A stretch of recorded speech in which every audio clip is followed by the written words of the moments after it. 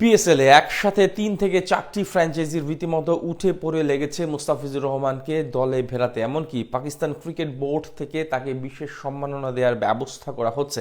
সবাইকে জানিয়ে দেওয়া হবে ফিসকে নিতে হলে দিতে হবে সর্বোচ্চ পারিশ্রমিক। দলগুলোর মালিকরাও মুখিয়ে আছে তাকে দলে পেতে। পিএসএলে মুস্তাফিজের এমন আকাশচুম্বী চাহিদা এবং পাকিস্তানিদের ভালোবাসা নিয়ে বিস্তারিত রিপোর্ট।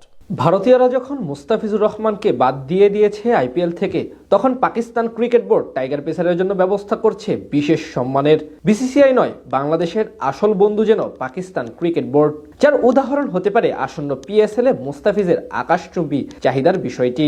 কথায় আছে কারো পৌষ মাস মানে কারো সর্বনাশ, ঠিক সেটাই ঘটছে কেকেআর এবং পাকিস্তান সুপার লিগের ফ্র্যাঞ্চাইজিগুলোর মাঝে।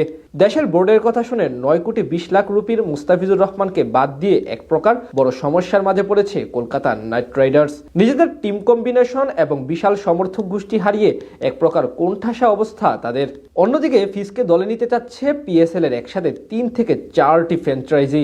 2025 সাল থেকে আইপিএল এবং পিএসএল প্রায় একই সময় মাঠে গড়ায়। এবারও যার ব্যতিক্রম ঘটবে না। শোনা যাচ্ছে একই দিন অনুষ্ঠিত হবে ক্রিকেট বিশ্বের 2 শীর্ষ ফ্র্যাঞ্চাইজি টুর্নামেন্ট। আর যেহেতু ফিসকে কলকাতা ছেড়ে দিয়েছে, তাই এখন তাকে দেখা যেতে পারে পাকিস্তান সুপার লিগে। বর্তমান সময় টি20 ফরম্যাটে দুনিয়ার অন্যতম সেরা পেসার তিনি। বল হাতে গেল 2 বছর, আবারও ফিরে এসেছেন নিজের চেনা ছন্দে। সবশেষ আইএল টি20 লিগে দুবাই ক্যাপিটালসের জার্সি গায়ে মাত্র 8 ম্যাচে শিকার করেছেন 15 উইকেট। তাছাড়া রান খরচের দিক থেকেও দিয়েছেন যথেষ্ট কিপটেমির পরিচয়। এসবের পাশাপাশি চলতি বিপিএল এ আছেন সেরা উইকেট সংগ্রাহক তালিকার 3 নম্বরে।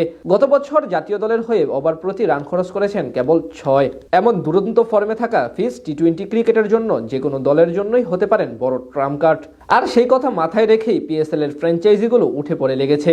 জানা গেছে এরই মাঝে টুর্নামেন্টের শীর্ষ কয়েকটি দল তার সঙ্গে যোগাযোগ করছে, যেখানে আছে নতুন 2টি ফ্র্যাঞ্চাইজির সম্ভাব্য মালিকরাও। প্রয়োজনে বিপুল অর্থ দিয়ে হলেও ফিসকে পেতে চায় তারা। সেক্ষেত্রে পিসিবি থেকেও জানিয়ে দেওয়া হয়েছে কাটার মাস্টারকে কেউ নিতে চাইলে এর জন্য সর্বোচ্চ ক্যাটাগরি মার্কি সাইনিং হিসেবে নিতে হবে।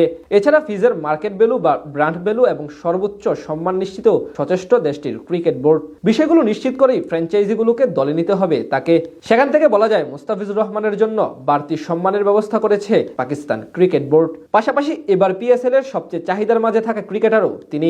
বিসিসিআই অপেশাদার আচরণ করে সঠিকভাবে মর্যাদা দিতে না জানলেও পিসিবি সেটা করে দেখাবে টাইগার ক্রিকেটারের প্রতি।